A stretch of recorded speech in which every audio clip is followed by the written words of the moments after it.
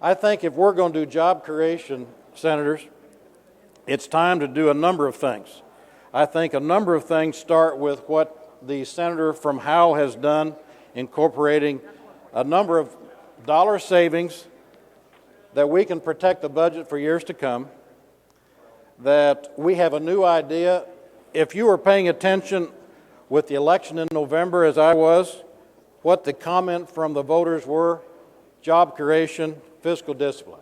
I think in this bill, this legislation that the senator from Howell is doing, and many that helped, is doing two things: fiscal discipline, saving $1.5 billion over 15 years, and it's also creating an opportunity for a new kind of economic development. I don't know if it's going to work. I don't know if Aerotropolis is going to work, but it's worth a try.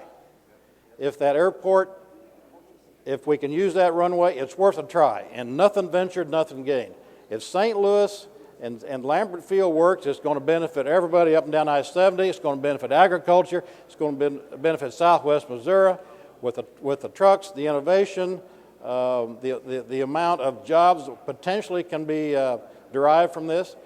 Secondly, if we adopt this, if you adopt NOSIRA, it puts us in the new technology, new capital formation, entrepreneurship of new ideas created in our universities.